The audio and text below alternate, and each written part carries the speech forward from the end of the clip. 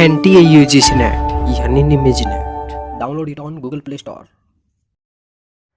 Hello नमस्कार दोस्तों, मेरा नाम रोहतास निमी है और आप सभी का स्वागत है हमारे यूट्यूब चैनल निमिज नेट पर।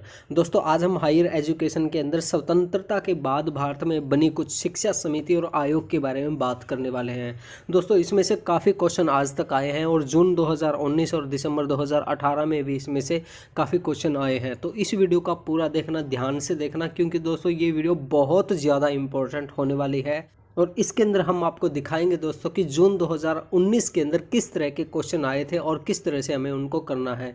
तो आज इन आयोग और समितियों को करना हमारे लिए बहुत ज़्यादा ज़रूरी है, तो इस वीडियो का पूरा देखना और ध्यान से देखना। दोस्तों मई 2021 एग्जाम के लिए आप हमारा स्पेशल होली ऑफर ज्वाइन कर सकते हैं। केवल 499 रुपये में आप पेपर फर्स्ट की अच्छे से तैयारी कर सकते हैं। इसके अंदर आपको ऑल 10 यूनिट के स्टडी नोट्स मिलेंगे, एड फ्री वीडियोस मिलेंगे, लाइव मॉक टेस्ट मिलेंगे, 2012 से लेके 2020 तक सभी शिफ्ट के क्वेश्चन पेपर मिलेंगे। हिंदी इंग्लिश में पेपर फर्स्ट और पेपर सेकंड दोनों मिलेंगे विद आंसर। और दोस्तों इसके साथ साथ आपको 2012 से लेकर 2020 तक यूनिट वाइज क्वेश्चन मिलेंगे। इसे आप बिल्कुल आसानी से पता लगा सकते हैं कि ऐसे कौन से क्वेश्चन है जो बार बार रिपीट होते हैं। और इसके साथ साथ दोस्तों आपको 25 दिन की मैराथन क्लास भी मिलेगी और इस कोर्स की पूरी वैलिडिटी 60 दिन तक होगी, यानी कि जब तक आपके एग्जाम खत्म होंगे मई में तब तक आपकी इसकी वैलिडिटी होगी। तो दोस्तों जल्दी से जल्दी इस ऑफर को ज्वाइन कीजिए। लिंक आपको वीडियो डिस्क्रिप्शन बॉक्स में मिल जाएगा या फिर आप हमें व्हाट्सएप पे भी मैसेज कर सकते हैं। थैंक यू दोस्तों। चलिए दोस्तों सबसे पहले हम बात करते हैं विश्वविद्यालय शिक्षा आयोग की। इसे दोस्तों राधा कृष्ण आयोग भी कहा जाता है। यहाँ पे एक चीज़ दोस्तों आपको कंफ्यूज कर सकती है, ये यूजीसी नहीं है दोस्तों, ये यूनिवर्सिटी एजुकेशन कमीशन है, यूईसी है। कई लोग इसमें कंफ्यूजन हो जाते हैं, वो सोचते हैं कि ये यूजीसी की बात कर रहे हैं। नहीं दोस्तों, ये यूईसी की बात चल रही है, यूनिवर्सिटी एजुकेशन कमीशन की। इसमें देख लेते हैं क्या खास बात है। भारत सरकार द्वारा नवंबर 1948 में भारतीय विश्वविद्यालय शिक्षा की अवस्था पर रिपोर्ट देने के लिए नियुक्त किया गया था।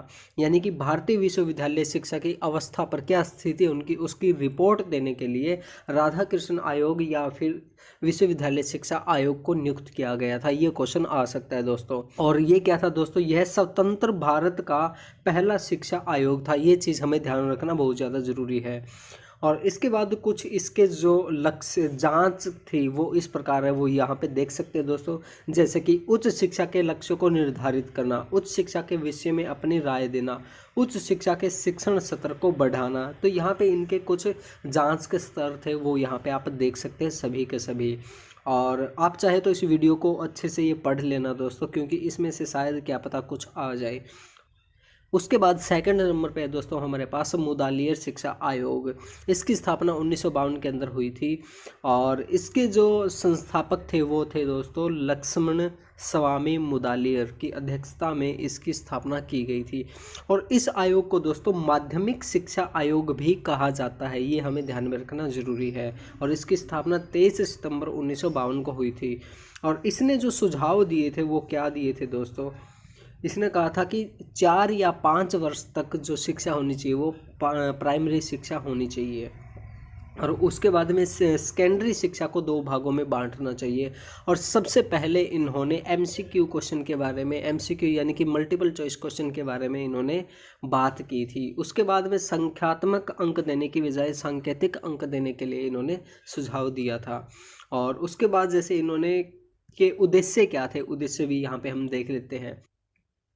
भारत की तत्कालीन माध्यमिक शिक्षा की स्थिति का अध्ययन करके उस पर प्रकाश डालना, विभिन्न प्रकार के माध्यमिक विद्यालयों का पारस्परिक संबंध, यानी कि एक दूसरे के साथ कनेक्ट होने चाहिए, वो उनके एक दूसरे के साथ रिलेशन होने चाहिए।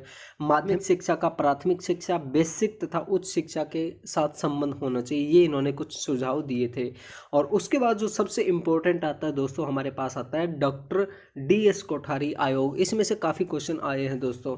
देखिए इसकी स्थापना सबसे पहले हमें ये ध्यान में रखना कि 1964 के अंदर हुई थी। और इसके अंदर जो इसके अध्यक्ष थे वो थे डॉक्टर दौलत सिंह कोठारी थे। इसका गठन दोस्तों स्कूली शिक्षा प्रणाली को नया आकार व नई दिशा देने के उद्देश्य से किया गया था। इसे दोस्तों कोठारी आयोग के नाम से भी जाना जाता है। इसकी जो मोस्ट इम्पोर्टेंट बात है दोस्तों वो हम देख लेते हैं। आयोग ने स्कूली शिक्षा की गहन समीक्षा प्रस्तुत की, जो भारत के शिक्षा के इतिहास में आज के सर्वाधिक गहन अध्ययन माना जाता है। इस आयोग ने सबसे ज़्यादा फोकस किया था स्कूली शिक्षा के ऊपर दोस्तों, और ये क्वेश्चन भी आ चुका है हमारे में। मैं आगे आपको दिखाऊंगा कि जून में इसमें से कैसे क्वेश्चन आया है। कोठारी आयोग या राष्ट्रीय शिक्षा आयोग भारत का पहला शिक्षा आयोग था जिसने अपनी रिपोर्ट में सामाजिक बदलाव को ध्यान में रखते हुए कुछ ठोस सुझाव दिए थे। दोस्तों इसे हम राष्ट्रीय शिक्षा आयोग के नाम से भी जानते, ये भी हमें पता होना जरूरी है। और यह भारत का ऐसा पहला शिक्षा आयोग था दोस्तों जिसने अपनी रिपोर्ट में सामाजिक बदलावों को ध्यान में रखते हुए कुछ ठोस सुझाव दिए थे। और मैं वीडियो में दिखाऊंगा आगे कि किस तरह से इसमें से क्वेश्चन आए हैं। आगे बात करते दोस्तों हम राष्ट्रीय शिक्षा नीति पर पुनर्विचार 1992 में, एक सजग व मानवतावादी समाज के लिए शिक्षा का इस्तेमाल, इसे आचार्य राममूर्ति समिति भी कहा जाता है। इसमें कुछ ज़्यादा खास नहीं था दोस्तों।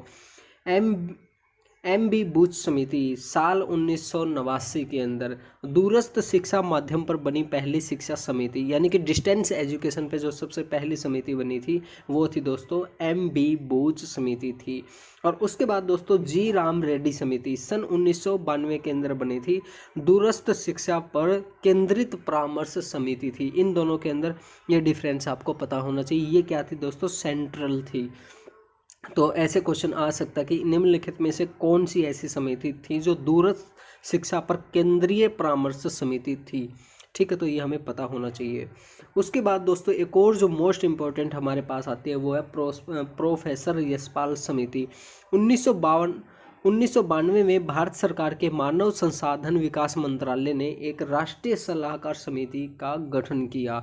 इसकी जो मुख्य बातें थी वो क्या थी दोस्तों, समिति को इस बात पर विचार करना था कि शिक्षा के सभी स्तरों पर विद्यार्थियों, विशेषकर छोटी कक्षा के विद्यार्थियों पर पढ़ाई के दौरान पड़ने वाले बोझ को कैसे कम किया जाए।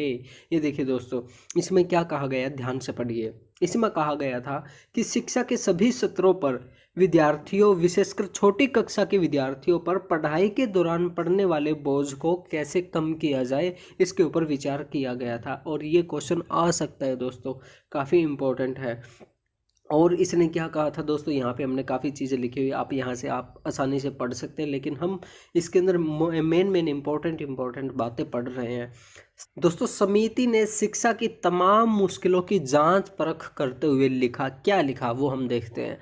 बच्चों के लिए स्कूली बस्ते के बोझ से ज़्यादा बुरा है न समझ पाने का बोझ। ये देखिए, इसे समझने की कोशिश कीजिए। ये कह रहे हैं कि बच्चों के लिए स्कूली बस्ते के बोझ से ज़्यादा कौन सा बोझ है, बच्चे के ना समझ पाने का बोझ। यानी कि बच्चे को अगर कुछ समझ में ही ना आए तो वो कितना बड़ा बोझ है। बस्ते का बोझ तो हैंडल कर सकता है जैसे तैसे करके, लेकिन ना समझ पाने का जो बोझ है वो बहुत बड़ा है। समझ में आना बहुत ज़्यादा ज़रूरी है बच्चे को। और उसके बाद दोस्तों 2005 में प्रोफेसर यशपाल की अध्यक्षता में ही राष्ट्रीय पाठ्य चर्चा की रूपरेखा बनाने के लिए एक राष्ट्रीय संचालन समिति का गठन किया गया।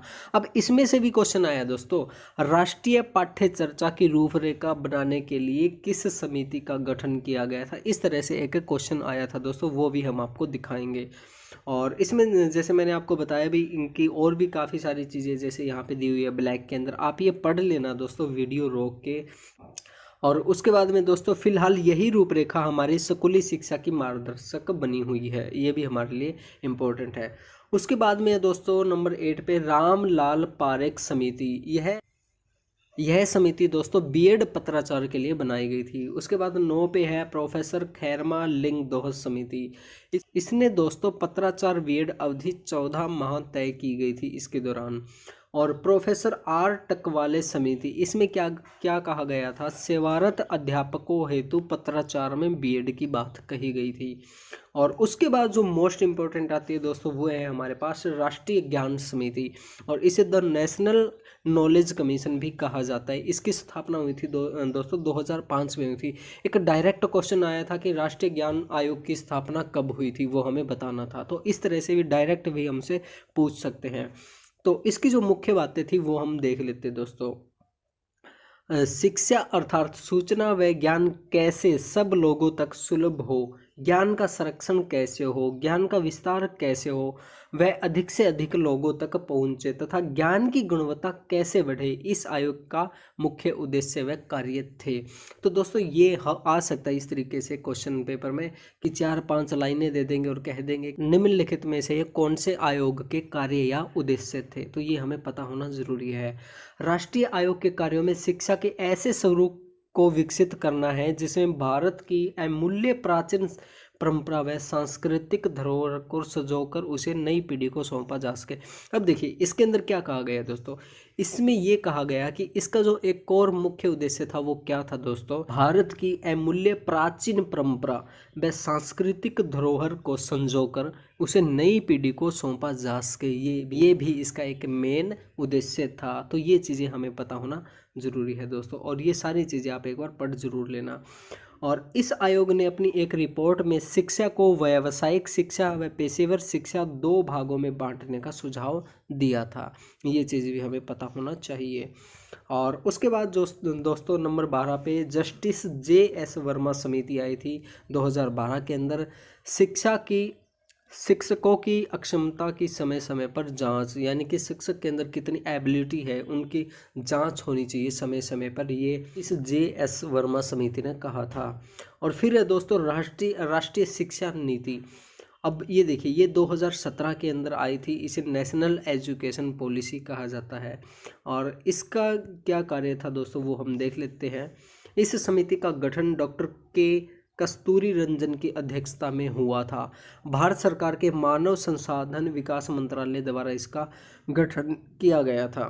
और इसके अंदर क्या है दोस्तों, इसके अंदर देखते इस समिति को राष्ट्रीय शिक्षा नीति 2017 का मसौदा तैयार करने की जिम्मेवारी दी गई थी। और इसके अंदर जो मेन बातें वो हम देखते हैं दोस्तों, यहाँ पे आप वैसे पढ़ सकते, यही चीज़ें हैं कि इसका गठन कब किया गया, किसने किया गया था, नॉर्मल बातें दोस्तों आप यहाँ से पढ़ सकते हैं। और प्रोफेसर DP सिंह ने एक ऐसी समग्र शिक्षा की जरूरत पर विशेष बल दिया जो आधुनिक ज्ञान और प्राचीन बुद्धिमत्ता के बीच समुचित संतुलन स्थापित कर सके। यानी कि इसने एक मुख्य बात क्या कही थी दोस्तों, हमारा आधुनिक ज्ञान जो है वो प्लस में प्राचीन बुद्धिमत्ता, उन दोनों को मिला के हमें अच्छी शिक्षा नीति अपनानी चाहिए। और उसके बाद में और भी कई चीज़ें थी, आप यहाँ पे पढ़ लेना, बिल्कुल आसान दिया हुआ है। और उसके बाद में दोस्तों एक और जो मोस्ट इम्पोर्टेंट चीज़ है वो हम और देख लेते हैं, higher education commission of India. ये अभी तक फाइनलाइज नहीं हुआ है दोस्तों। इसके अंदर क्या कहा गया है, HRD ministry is planning to introduce the Higher Education Commission of India HECI which is expected to replace UGC and AICTE soon। इसके अंदर क्या कहा गया है दोस्तों कि ये जो UGC है और AICTE है, इन दोनों को ख़त्म करके एक कमीशन बना देना चाहिए, higher education commission of India. इन्होंने कहा है कि जो UGC है वो अच्छे तरीके से अपना काम नहीं कर पा रही है और AICTE है ये भी अपना काम अच्छे से नहीं कर पा रही है। तो इन दोनों को ख़त्म करके एक higher education commission of India बना देना चाहिए। अभी इस पे विचार चल रहा है दोस्तों, इस पे कोई अंतिम फैसला नहीं आया है। तो दोस्तों नंबर 15 पर आते हैं हमारे पास प्रस्तावित राष्ट्रीय शिक्षा नीति, या फिर इसको नई शिक्षा नीति 2019, न्यू एजुकेशन पॉलिसी 2019 के नाम से भी जाना जाता है। इसके अंदर क्या है दोस्तों, इसमें हमारी एजुकेशन काफ़ी हद तक बदल जाएगी। इसके अंदर मुख्य रूप से 4 भागों को सम्मिलित किया गया है। इसमें जो सबसे पहला भाग है, इसके अंदर दोस्तों विद्यालय जो शिक्षा है उस पर ध्यान दिया गया है। दूसरे में उच्च शिक्षा, तीसरे में प्रौद्योगिकी यानी कि जो हमारी साइंस और टेक्नोलॉजी उस पर बात की गई है। चौथे में व्यावसायिक शिक्षा पर ध्यान दिया गया है। इसके अंदर जो मुख्य रूप से जो ध्यान दिया गया दोस्तों वो इस चीज़ पे दिया गया कि बच्चे की जिस चीज़ के अंदर रुचि है उसको उसी चीज़ के अंदर लेके जाना चाहिए, बच्चे की रुचि के अनुसार उसमें पढ़ाना चाहिए उसको। और इसके अंदर जो मुख्य रूप से क्या बात है दोस्तों, वर्ष 2025 तक 3 वर्ष से 6 वर्ष तक के उम्र के सभी बच्चों को निःशुल्क, सुरक्षित, उच्च गुणवत्तापूर्ण और विकास के लिए उपयुक्त देखरेख और शिक्षा मुहैया कराने का लक्ष्य है। और इसके अंदर जो एक और मुख्य रूप से बात है वो है दोस्तों फॉर्मूला 5334 का फॉर्मूला है। इस फॉर्मूले को हमें समझना ज़रूरी है, इसमें से क्वेश्चन आ सकता है। इसके अंदर क्या किया गया है दोस्तों, नर्सरी से 12वीं तक की पढ़ाई को 5+3+3+4 के फॉर्मूले में डिवाइड किया गया है। इसके अंदर क्या है हम देख लेते हैं। 5 साल का पहला जो चरण है दोस्तों वो 3 से 8 वर्ष तक की आयु के बच्चों के लिए रखा गया है, इसे फाउंडेशन स्टेज कहा गया है। दूसरे चरण में दोस्तों 3 से 5 तथा 8 से 11 वर्ष के बच्चों के लिए इसे प्रिपरेटरी स्टेज कहा गया है। तीसरे चरण में दोस्तों कक्षा 6 से 8 तक तथा 11 से 14 वर्ष तक के बच्चों को इसमें शामिल किया गया है और इसे मिडिल स्टेज कहा गया है। चौथे चरण में दोस्तों 9वीं से 12वीं तक और 14 से 18 वर्ष तक के बच्चों के लिए ये रखा गया है, इसको सेकेंडरी स्टेज कहा गया है। तो ये हमारे लिए थोड़ा सा इम्पोर्टेंट है, शायद इसमें से कोई क्वेश्चन आ जाए तो आप इसे भी एक बार देख लेना। अब देखते दोस्तों, अब हमारे कुछ क्वेश्चन आए थे जून 2019 में और दिसंबर 2018 में। देखिए दोस्तों, ये है हमारा क्वेश्चन नंबर 36। भारत में परीक्षा प्रणाली की समस्याओं पर विशेष बल निम्नलिखित रिपोर्ट में से किस रिपोर्ट का भाग है, ये हमें बताना है। अब देखिए मैं आपको दिखाता हूँ ये किसका भाग है। अब ये देखिए दोस्तों, ये हमारे DS कोठारी आयोग था। इसने क्या कहा था, आयोग ने स्कूली शिक्षा की गहन समीक्षा प्रस्तुत की जो भारत के शिक्षा इतिहास में आज तक की सर्वाधिक गहन अध्ययन माना जाता है। यहाँ से आप देख सकते हैं कि इसने बहुत ज़्यादा स्टडी की थी। और इसे देखिए कोठारी आयोग या फिर राष्ट्रीय शिक्षा आयोग भी कहा जाता है। ये 1964 के अंदर आया था और यही उस क्वेश्चन का आंसर है दोस्तों। यहाँ पे मैं दिखा देता हूँ, ये देखिए। अब देखिए इस क्वेश्चन में यही दिया हुआ है, भारत में परीक्षा प्रणाली की समस्याओं पर विशेष बल निम्नलिखित रिपोर्ट में से किस एक रिपोर्ट का भाग है, वो हमें बताना है। इसमें जहाँ तक मेरा आइडिया है दोस्तों, वो इसका आंसर आएगा हमारा ऑप्शन नंबर 2, विश्वविद्यालय शिक्षा आयोग की रिपोर्ट 1964 और 66। देखिए इसका आंसर, ऑफिशियल आंसर हमें नहीं पता है क्या होगा इसका, लेकिन जहाँ तक मेरा आइडिया है इसका आंसर ऑप्शन नंबर 2 होगा। अगर आपको इसका आंसर कुछ और लगता है तो वो आप हमें बता सकते हैं। और आगे क्वेश्चन देखते दोस्तों, आगे है हमारे पास क्वेश्चन नंबर 40। इसके अंदर इन्होंने क्या दिया है, in post independence India which one of the following committee commission report deal with all level of education in India. सभी तरह की एजुकेशन लेवल के बारे में किसने बात की थी दोस्तों, वो हमें बताना है। इसके अंदर दिया है ऑप्शन नंबर 3, कोठारी आयोग यानी कि कोठारी कमीशन। अब देखिए ये बात भी इसी के अंदर कही गई थी दोस्तों। अब ये बात भी दोस्तों कोठारी आयोग के अंदर की गई थी। आप एक बार दोबारा इसे पढ़ लेना, आपको समझ में आ जाएगा। तो यहाँ से अपना जो आंसर आएगा दोस्तों, इसका आंसर भी क्या आएगा, इसका आंसर हमारा ऑप्शन नंबर 3 कोठारी कमीशन आएगा। इसका ऑफिशियल आंसर यही है दोस्तों UGC का। ये जो क्वेश्चन है दोस्तों, ये क्वेश्चन है दोनों के दोनों सेम है। ये हमारी पिक है यानी कि इमेज है और ये टाइप किया हुआ है। देखिए इसके अंदर हम पढ़ने की कोशिश करते हैं कि the education commission of India that first took serious note of the problem brain drain बाज। तो इसका आंसर दोस्तों इन्होंने ऑप्शन नंबर ए दिया है, the education commission of India. अब बात यहाँ पे ये समझ में नहीं आ रही दोस्तों, एजुकेशन कमीशन ऑफ इंडिया तो यहाँ पे इन्होंने क्वेश्चन में ही दे रखा है, तो ये पूछ क्या रहे हैं। यहाँ पे या तो क्वेश्चन मार्क, यहाँ पे डैश डैश डैश होना था, या फिर ये होना था that commission that first took serious note of the problem brain drain. यानी कि इन्होंने कमीशन का नाम तो यहीं पे दे दिया और फिर दोबारा ये कमीशन का नाम पूछ रहे। ये बात मेरे को समझ में नहीं आई दोस्तों, लेकिन इसका जो आंसर है, ऑफिशियल आंसर यही है दोस्तों, the education commission of India. तो आगे हम देखते हैं दोस्तों, आगे हमारा कैसा क्वेश्चन है। आगे है दोस्तों, ये हमारा जून 2019 के अंदर आया था। द नेशनल नॉलेज कमीशन, राष्ट्रीय ज्ञान आयोग was established in which year. ये हमें बताना है, ये हमें पता है दोस्तों, ये 2005 में इसकी स्थापना हुई थी। मैंने आपको पीछे भी बताया था, ये मैं आपको दिखा देता हूँ।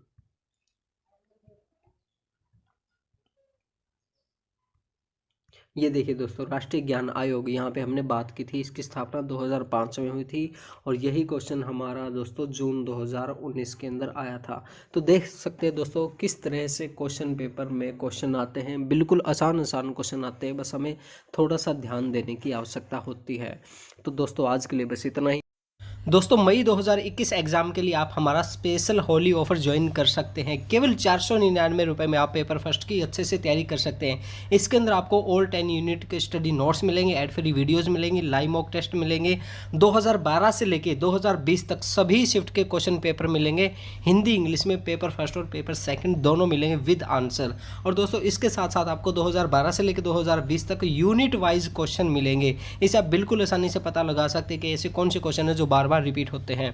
और इसके साथ साथ दोस्तों आपको 25 दिन की मैराथन क्लास भी मिलेगी और इस कोर्स की पूरी वैलिडिटी 60 दिन तक होगी, यानी कि जब तक आपके एग्ज़ाम ख़त्म होंगे मई में, तब तक आपकी इसकी वैलिडिटी होगी। तो दोस्तों जल्दी से जल्दी इस ऑफर को ज्वाइन कीजिए। लिंक आपको वीडियो डिस्क्रिप्शन बॉक्स में मिल जाएगा या फिर आप हमें व्हाट्सएप पे भी मैसेज कर सकते हैं। थैंक यू दोस्तों।